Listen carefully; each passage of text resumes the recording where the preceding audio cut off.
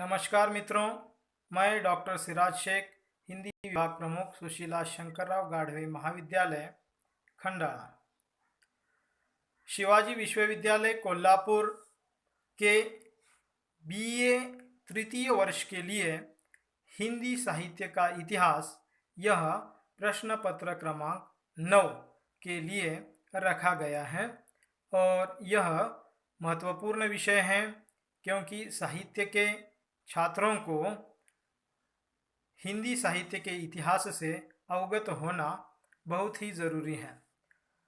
इसमें एक इकाई है निर्गुण भक्ति काव्यधारा और एक महत्वपूर्ण प्रश्न है निर्गुण भक्ति काव्यधारा की विशेषताएं।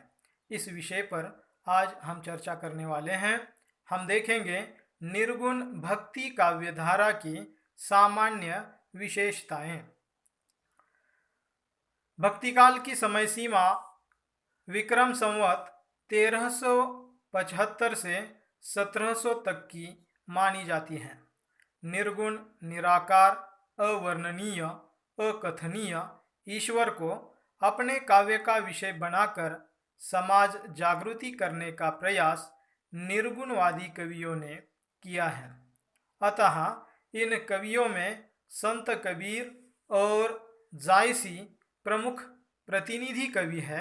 इसलिए इनके काव्य की विशेषताएं और इनके जैसे अनेक संत कवियों के काव्य की विशेषताएं जो निर्गुण भक्ति से संबंधित हैं, उन्हें निर्गुण भक्ति काव्यधारा की विशेषताएं कहा जा सकता है।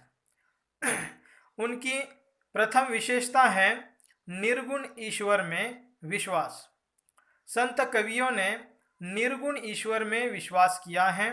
इन कवियों का ईश्वर किसी मूर्ति में समाहित नहीं है, अपितु वह अनंत, असीम, निराकार है।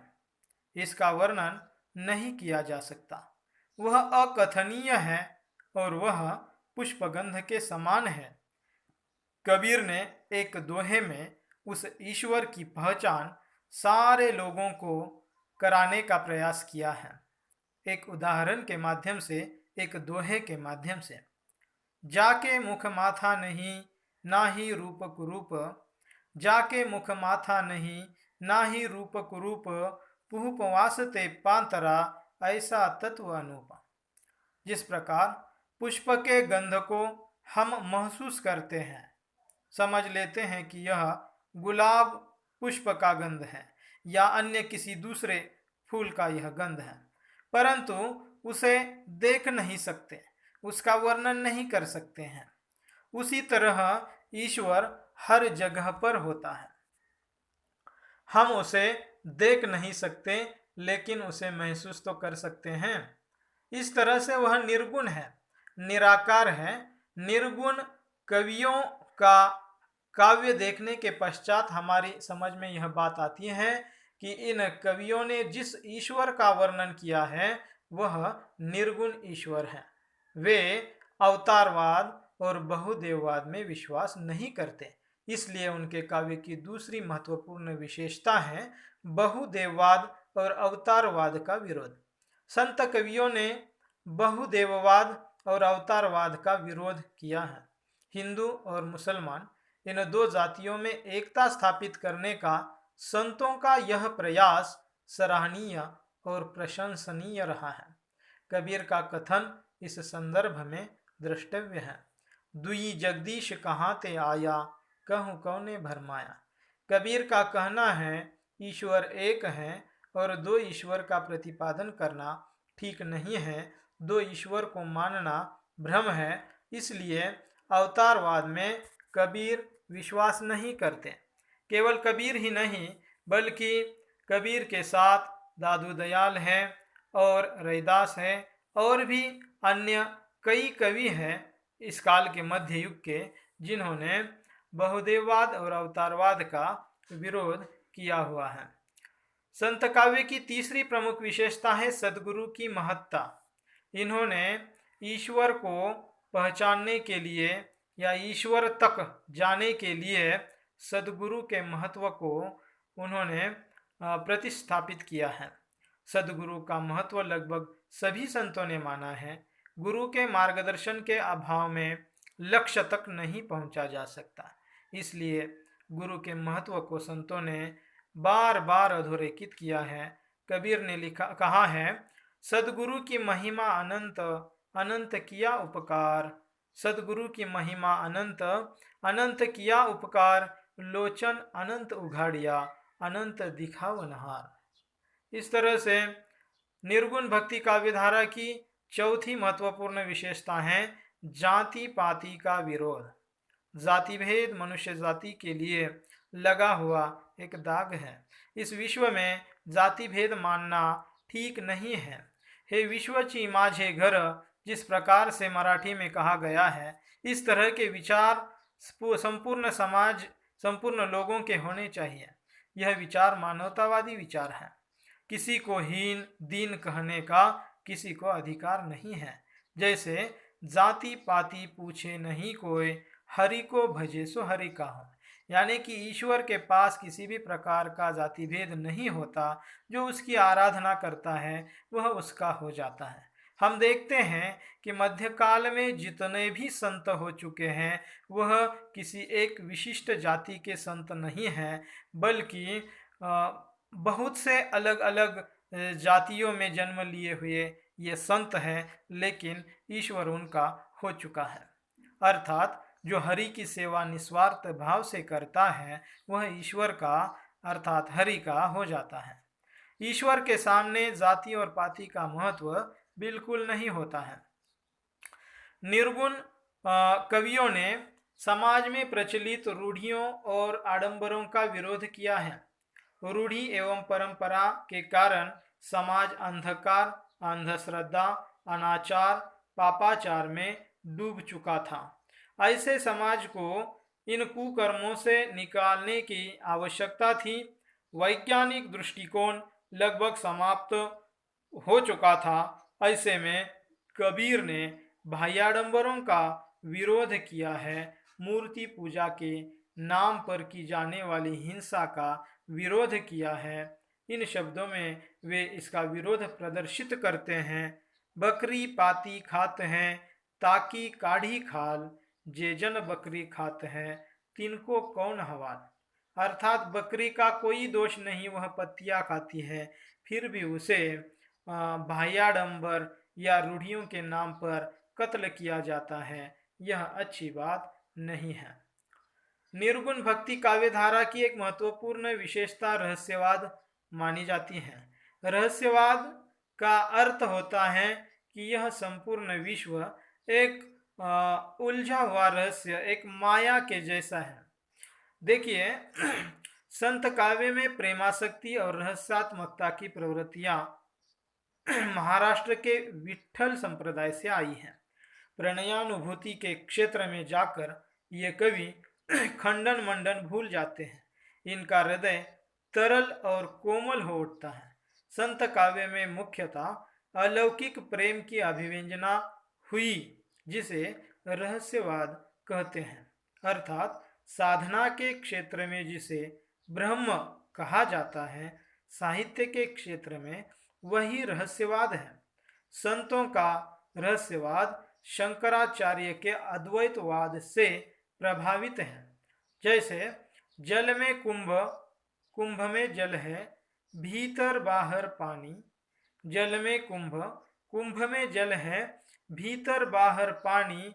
फूटा कुंभ, जल जल ही समाना, यह तत् कहे वो ज्ञानी।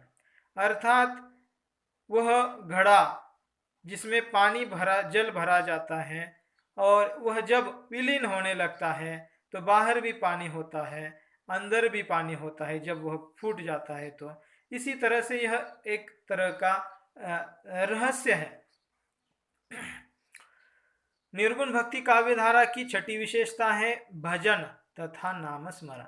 संत कवियों ने ईश्वर तक पहुंचने का सच्चा रास्ता भजन तथा नाम स्मरण को बताया है।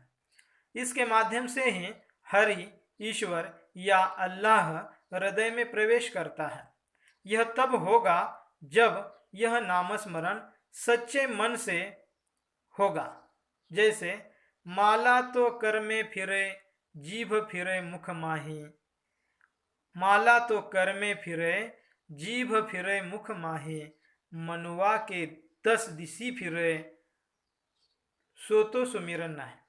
यहाँ कबीर कहना चाहते हैं कि सच्चे मन से सुमिरन अर्थात ईश्वर का स्मरण करना चाहिए। लेकिन मनुष्य क्या करता है, माला तो फेरता है, जीभ से उसका नाम भी लेता है, लेकिन उसका मन अनेक जगहों पर घूमता रहता है, जिसकी वजह से हम ईश्वर तक नहीं पहुंच पाते हैं। निर्गुण भक्ति काव्य धारा की 8वीं महत्वपूर्ण विशेषता है आचरण की शुद्धता।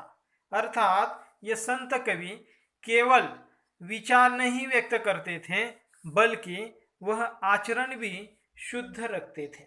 आजकल हम देखते हैं कि आजकल भी बहुत सारे संत हैं, लेकिन वह कहते कुछ है, करते कुछ है। ऐसा नहीं होना चाहिए।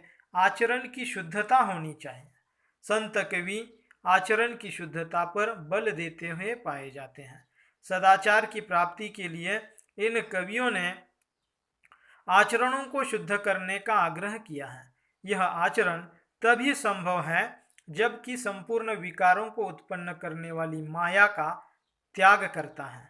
यह माया 2 वस्तुओं कनक और कामिनी के रूप में आकर्षित करती है। इसलिए कबीर ने कहा है, नारी नसावे 3 सुख, जानर पासे होए, भक्ति मुक्ति निज ज्ञान में, पैसी न सकई कोई। देखिए, निर्गुण भक्ति काव्यधारा की महत्वपूर्ण विशेषता है ज्ञान की महत्ता। इन कवियों ने जो अपना मत व्यक्त किया है या दोहे जो कहे हैं, ये दोहे ज्ञान के आधार पर ही व्यक्त किए हैं। संत कवियों ने ज्ञान के महत्व का प्रतिपादन किया है। ज्ञान की प्राप्ति के लिए वेद, पुराण, उपनिषद या कुरान तथा अन्य धार्मिक ग्रंथों के समान चित्त की निर्मलता और हृदय की पावनता आवश्यक होती है। आत्मज्ञान प्राप्त होने पर मन में करुणा, अहिंसा, प्रेम और त्याग जैसे उदात्त गुणों का उद्भव होता है। ज्ञान के कारण धर्म के वास्तविक रूप का हमें परिचय प्राप्त होता है। इसलिए ज्ञान का महत्व बहुत बड़ा है। अच्छा ज्ञान मिलना चाहिए और अच्छा ज्ञान प्राप्त करना चाहिए। अनेक किताबों का अध्ययन करना चाहिए, तभी यह ज्ञान हमें प्राप्त हो सकता है। इस ज्ञान के साथ साथ हम समाज का अवलोकन करें और अनुभव के आधार वाला ज्ञान भी प्राप्त करें। संत कवियों के काव्य की भाषा अत्यंत महत्वपूर्ण है। इन संत कवियों ने अपने विचार व्यक्त करते हुए जिस भाषा का प्रयोग किया है वह सामान्य लोगों की भाषा थी। संतों के काव्य का मुख्य उद्देश्य जन चेतना, समाज सुधार और मानवतावाद को प्रस्तुत करना रहा है। इसलिए सामान्य लोगों को समझने वाली भाषा का प्रयोग इनके काव्य में मिलता है। संतों के काव्य में विविध रसों का भी प्रयोग हुआ है, विविध अलंकारों का भी प्रयोग हुआ है। संतों के काव्य की भाषा अवधी, खड़ी बोली, पूर्वी हिंदी, फारसी, अरबी, राजस्थानी, पंजाबी आदि बोलियों का सम्मिश्रण है। संत कवियों ने मुक्तक शैली को भी अपनाया है। इस प्रकार कबीर भक्तिकालीन निर्गुण भक्ति काव्य धारा के प्रतिनिधि कवि हैं। ज्ञान और प्रेम के माध्यम से निर्गुण निराकार ईश्वर तक पहुंचाने का सरल रास्ता उन्होंने समाज को दिया है।